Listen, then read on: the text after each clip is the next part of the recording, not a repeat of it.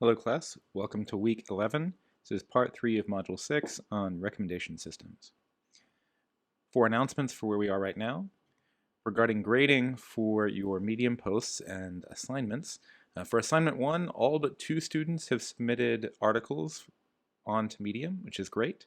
I think only a few, maybe a couple are left to be graded. Everything else is graded. For assignment 2, all but 5 students have submitted assignments or articles for assignment 2, so that's great. 18 of those have been graded. The grader is currently reviewing the last 5 most recent submissions. Assignment 3, so 16 of the articles have been submitted by students to the Medium publication. Those 17 have been submitted to Canvas, so there's one missing that is on Canvas but not on Medium. So if that's you, make sure you fix that. 11 students remain to submit content for assignment 3. 12 of these so far have been graded by the grader. I'm actually reviewing them right now and should get them up to you presently. Assignment 4, which was due last week, 9 of these articles have been submitted in Medium. 2 of them, or 2 additional articles, have been submitted to Canvas but not on Medium. So check those out. The grader is reviewing them right now. Also, I've released assignment 5, which is going to be your last Medium assignment as we are in the final stretch of the semester, the last few weeks. I'll go over more of what assignment 5 is about at the end of this. Regarding your semester project, so we've gone through steps 1, 2, and 3. Right now, your intermediate report reviews are due today, so be sure and get those in. Critically, those reviews are not just useful for me, but I will return those reviews to your fellow students who will need them in order to work on the next page or the next part of their project, which is the virtual presentation. So it's important that you get those in quickly. Regarding these reviews, after I get these in from your fellow students, I'll submit them back to you. Each project should get about 5 to 6 reviews that you get to see how your students or your peer students rated you. The way this has worked, as I mentioned before, is everybody gets 2 reports to review that you get through email in this format, G and then some 4-digit number. Be sure and put that 4-digit number in the reviewed group ID since this is supposed to be a double-blind process. In that vein, since it's double-blind, do not put your name on your review rubric anywhere. So far, all the ones that I've reviewed have not included a name, which is great, so good on you.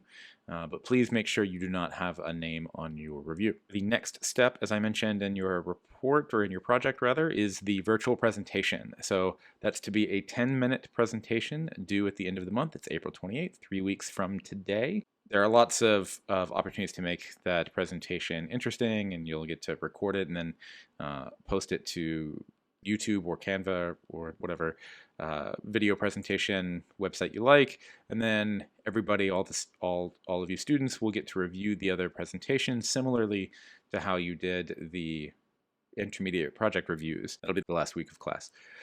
Then at the end of the semester, you have your final report for your project. So that's the report that you post to Medium that's due on May 12th. So you'll have about 2 weeks between the virtual presentation and the Medium report deadline to get that in.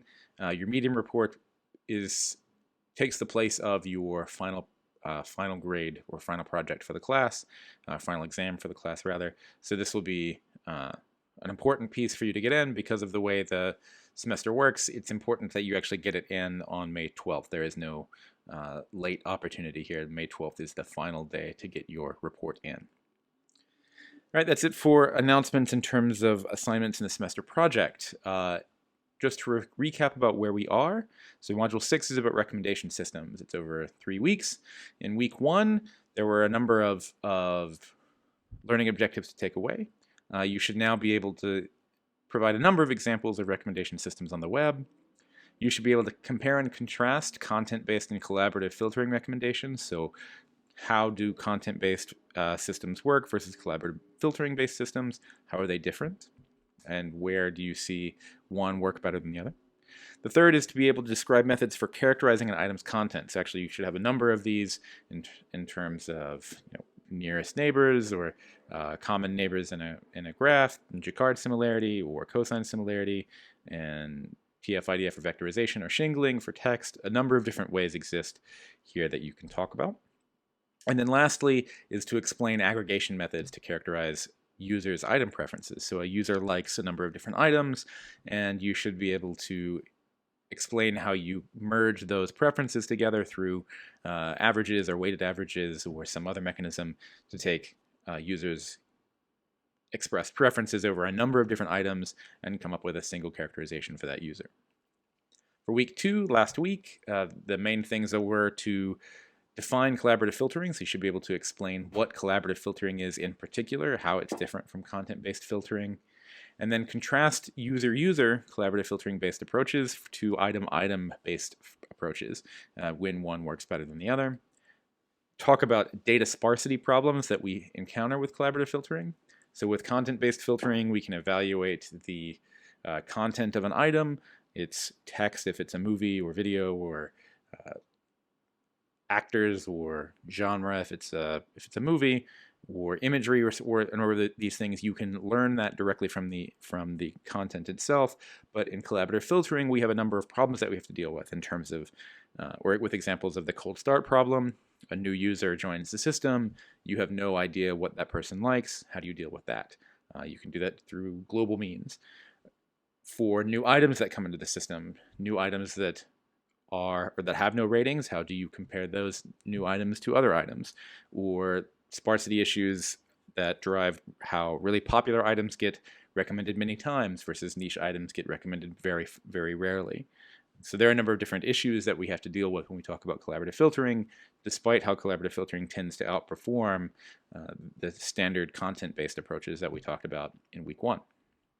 And then lastly, talk about ways to combine multiple methods for recommendation systems, like regular content-based or regular collaborative filtering with global methods for doing centering, or a number of these other kind of approaches where you can address some of these sparsity problems.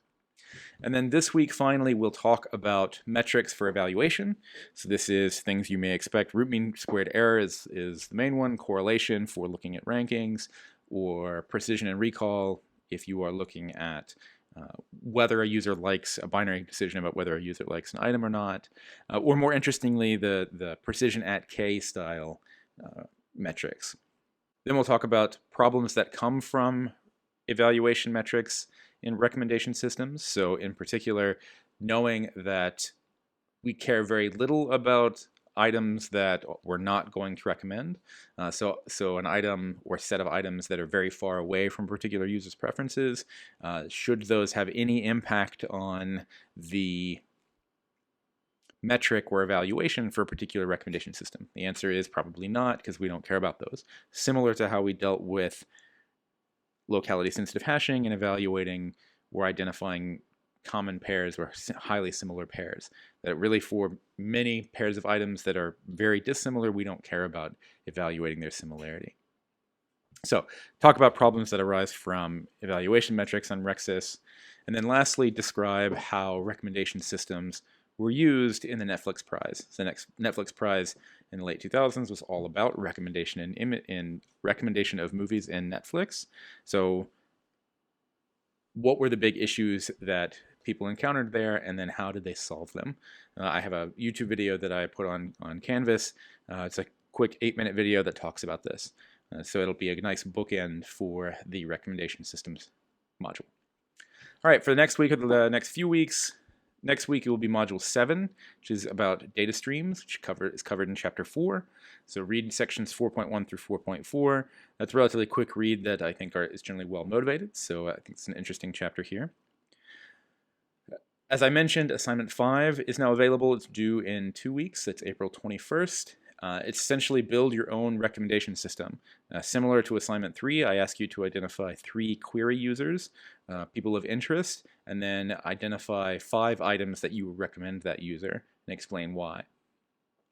I am particularly interested in your recommendations, but also how you evaluate your recommendation system. So whether you use content-based filtering or collaborative filtering, I don't care as much. You just need to explain which one you use, preferably with some justification, but it is crucial that you talk about how you evaluate whether your recommendations were good or not. And this week is all about evaluation, so it's important that you take what you learn from this week's lecture on evaluation and apply it to the Module 6 assignment. As I mentioned, your virtual presentation is due at the end of the month. The kinds of things that you should have in here are essentially a recap of what your intermediate report was with more information. So this is the end of your project. This is how your students, your fellow students, will evaluate you. You want to be able to talk about why this project's interesting, what were the major areas that you found compelling about this, and what were the interesting contributions. Don't just talk, though, about what you did and how well it worked. Really, you should talk about what you did, why it was interesting, what you tried that worked, and what you tried that didn't. Use this as an opportunity to teach and share a particular context with your fellow students and help them understand, what was interesting about this? What did you learn from this project? So hopefully after viewing your presentation, your fellow students or one of your fellow students will be able to say, hey, I'm familiar with this particular topic. This seemed interesting, and hopefully have some follow-on, or at least get some familiarity with your what kind of approaches you used. And then, like I said earlier on, be thinking about your final report for your semester project as well, since that's due in a little bit over a month at the end of the semester. All right, that covers it for announcements in Module 6. The lecture for Module 6 is going to be another video from the Mining Massive Datasets website on evaluation metrics. It's a brief video, just 10 to 15 minutes, that has a lot of, I think, useful information about evaluation metrics, so check that out. And if you have any questions about recommendation systems, feel free and post in the discussion forums.